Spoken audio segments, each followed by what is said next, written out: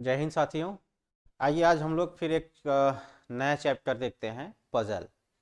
Puzzle के question देखने में तो बहुत भारी होते हैं और यकीन जान लीजिए दोस्तों, जो चीज़ को आप जितना भारी आप समझोगे वो उतना ही आपको भारी लगेगी और उतना ही आपको वो परेशान करेगी। तो साथियों, आप लोगों को इस पजल के नाम से डरना नहीं है, कुछ नहीं है। बस इसको वैसे सॉल्व करना है जैसे हम लोग बचपन में किसी पहेली को सॉल्व करते थे। बस वही काम करना है। जितना आप इसको भारी लेके चलेंगे उतना ही आपको भारी लगेगा और उतना ही ये परेशान करेगा। आइए मैं आपको बताता हूं, पजल के कुछ क्वेश्चन है। इन क्वेश्चन के माध्यम से मैं आपको बताता हूं कि पजल को कितनी आसानी से किया जा सकता है। इसको करने के बाद आप ये समझेंगे कि क्या पजल के क्वेश्चन को इतने आसानी से सॉल्व किया भी जा सकता है क्या। जिससे लोग डरते हैं या परीक्षा में आ जाता है तो उसको छोड़ के आगे बढ़ जाते हैं, क्या उसको इतने आसानी से सॉल्व किया जा सकता है। यकीन जान लीजिए दोस्तों, पजल से आसान कोई क्वेश्चन रीजनिंग का है ही नहीं। अब आपको हंसी आ रही होगी जहां कहीं भी आप बैठ के मुझे सुन रहे होंगे। मैं एक बार फिर से अपनी बात को दोहराता हूं, पजल से आसान कोई चैप्टर है ही नहीं। पता नहीं क्यों लोग पजल को छोड़ देते हैं। बस पजल को करने का तरीका आपको पता होना चाहिए और वही पुराना तरीका आप लेके चलोगे कि जैसे आप पजल को करते थे तब तो नहीं होने वाला है। पजल के लिए कुछ स्टैंडर्ड फॉर्मेट होते हैं, उन फॉर्मेट को हमको यूज करना पड़ेगा। और देखिए मैं अभी यहाँ पे आपको कितनी आसानी से पजल के क्वेश्चन को सॉल्व करके दिखाता हूँ। एक पजल का क्वेश्चन मैंने पहले भी बताया था, अभी आज मैं आपको पजल के कुछ क्वेश्चन बता रहा हूँ। देखिए यहाँ पे क्वेश्चन दिया हुआ गया है, कह रहा है अमर, बाबू, शेरा और दीपा से कहा गया है कि वे 4 बहुविकल्पी प्रश्न पत्र को हल करें जिसमें से विकल्प 1, 2, 3, 4 हैं।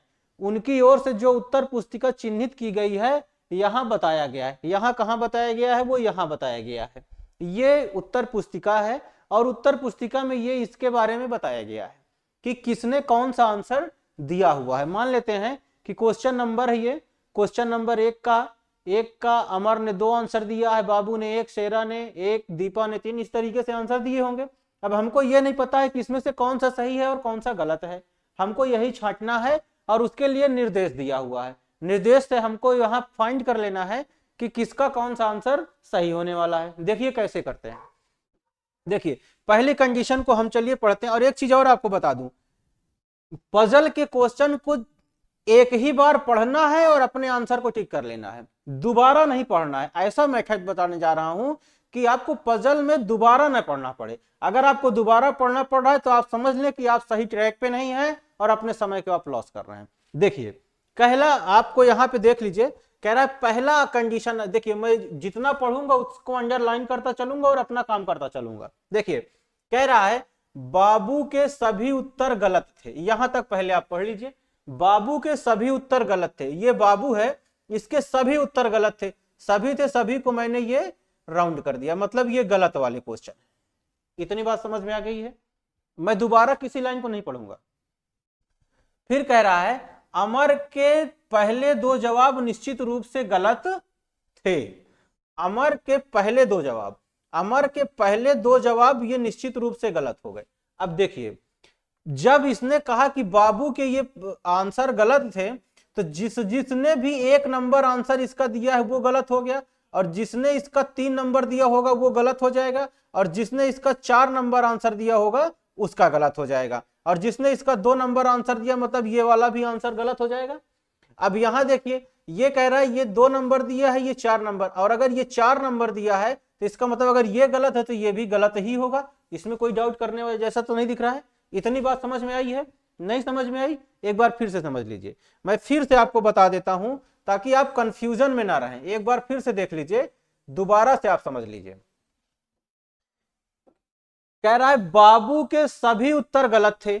बाबू का ये सभी उत्तर, अगर ये एक गलत था इसका तो इसका मतलब शेरा का भी गलत ही होगा जिसने इसको नकल मारा था। और जो ये 3 नंबर है, अगर किसी ने 3 नंबर दिया होगा उसका भी गलत हो जाएगा। ये 4 नंबर है, किसी ने 4 नंबर दिया होता तो उसका भी गलत हो जाता। ये 2 नंबर है और इसने भी 2 नंबर दिया, इसका मतलब इसका भी गलत ही हो जाएगा। आगे कह रहा था अमर के पहले 2 जवाब निश्चित रूप से गलत थे। अमर का ये 2 नंबर बिल्कुल गलत है, अगर किसी ने 2 नंबर दिया होता वो भी गलत हो जाता, और ये 4 नंबर दिया है दूसरे का तो इसका मतलब ये वाला भी इसका आंसर गलत ही हो जाएगा। इतनी बात समझ में आई है? आगे चलिए। दीपा के 2 उत्तर सही थे लेकिन उसका चौथा उत्तर निश्चित रूप से गलत था। चौथा निश्चित रूप से गलत है। अब दीपा के दो आंसर सही है, दो सही आंसर हमको मिल गए, ये चौथा और ये कंफर्म हो गया है। अब दोस्तों अगर इसका ये सही है 1 नंबर, तीसरे क्वेश्चन का अगर 1 नंबर सही है तो आप ये समझे कि ये वाला भी गलत हो जाएगा और ये वाला भी गलत हो जाएगा, दोनों का आंसर गलत हो जाएगा ना, काट दिया हमने।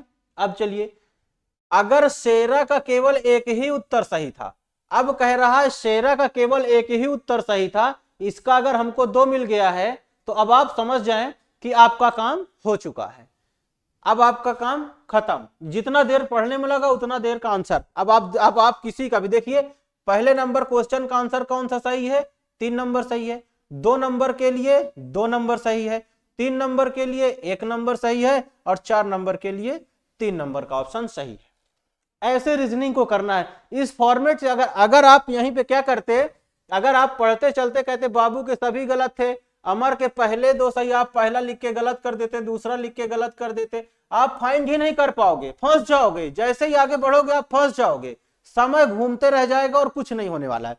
इस फॉर्मेट में आप करिएगा, पजल बिल्कुल आसान लगेगी आपको, हलवा लगेगी। ठीक है, आइए अगला क्वेश्चन देखा जाए। एक और क्वेश्चन देख लीजिए। एक यहां पे क्वेश्चन दिया गया, 6 शहर A B C D E और एफ और 3 स्थान हैं, ऐतिहासिक, पर्वतीय और ट्विन। प्रत्येक स्थान ज्यादा से ज्यादा 2 स्थानों को दर्शाता है। अब आपको फाइंड करना है। देखिए, जहां इस तरीके का, इस फॉर्मेट का पजल आएगा वहां क्या करना है, देखिए जिनके बारे में ये बातें कही जा रही है ना, उनको पहले तो आप लिख लीजिए। किसको लिखना है, पहले आप लिख दीजिए, ये ऐतिहासिक को मैंने डिनोट कर दिया है। फिर कह रहा है ये पर्वतीय है, ये पर्वतीय को मैंने डिनोट कर दिया। फिर कौन है, ट्विन है, ये ट्विन को मैंने लिख दिया। और एक स्थान के लिए ज्यादा से ज्यादा, एक के लिए 2 लोग हैं, ये देखिए 2 जगह को मैंने चिन्हित कर दिया, सभी के लिए 2-2 स्थान मैंने स्पेसिफाई कर दिया। इतना कंफर्म हो गया है। अब पढ़ते चलिए, काम करते चलिए। देखिए क्या कह रहा है, ए एक ऐतिहासिक स्थान है लेकिन पर्वतीय नहीं है। ए एक स्थानीय ऐतिहासिक स्थान है, कंफर्म हो गया है। उसके बाद आ जाइए, फिर कह रहा है बी और ई ऐतिहासिक स्थान नहीं है। बी और ई ऐतिहासिक स्थान नहीं है तो क्या हो सकते हैं, बी और ई या तो पर्वतीय होंगे और या तो ट्विन होंगे। जहां मना कर दिया उसको छोड़ दीजिए, जिनमें संभावना है उस पर हम लोग बात कर रहे हैं। ये इसका भी काम खत्म हो गया है। देखिए बी और ई ऐतिहासिक स्थान नहीं है, डी ट्विन नहीं है। अब डी ट्विन नहीं है तो डी के लिए या तो ये स्थान बच रहा है या तो ये स्थान बच रहा है, यही कंफर्म हो रहा है। अब कह रहा है ए और बी ट्विन नहीं है, ए और बी ट्विन नहीं है तो बी यहां से कट जाएगा, ट्विन नहीं है तो इसका मतलब पर्वतीय हो जाएगा बी, इसका मतलब बी यहां से खत्म हो जाएगा, कंफर्म है। अब कह रहा है डी ऐतिहासिक शहर नहीं है, डी अगर ऐतिहासिक शहर नहीं है तो डी यहां से खत्म हो जाएगा तो इसका मतलब डी के लिए केवल एक ही स्थान बचा था, पर्वतीय बचा था। कह रहा है डी और ई एक जैसे नहीं है, डी और ई एक जैसे नहीं तो इसका मतलब ई कहां आ जाएगा, यहां आ जाएगा, क्योंकि ई के लिए इन्हीं दोनों में से एक था और एक जैसे नहीं है तो इसका मतलब यहां से ये खत्म हो जाएगा, ये कंफर्म हो गया है। अब कह रहा है सी ट्विन नहीं है, अगर सी ट्विन नहीं है तो सी के लिए केवल एक स्थान बच रहा है ऐतिहासिक।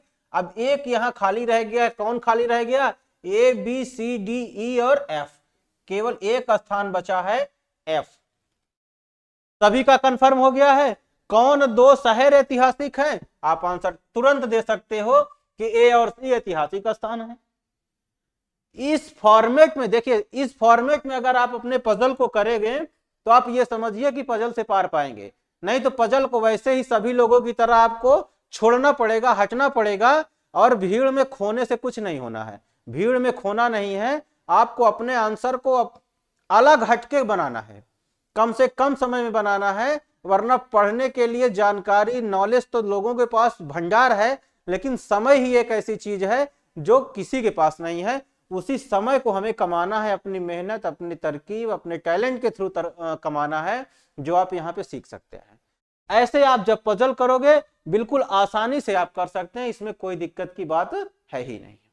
ठीक है ना दोस्तों, चलिए फिर मैं मिलता हूं अगले सेशन में, फिर 10 मिनट में मैं फिर कोई आपको क्वेश्चन लेके आऊंगा और उसकी भी अच्छी सी टेक्निक बताऊंगा। चलते फिर मिलते हैं, बहुत बहुत धन्यवाद, जय हिंद जय भारत, नमस्कार।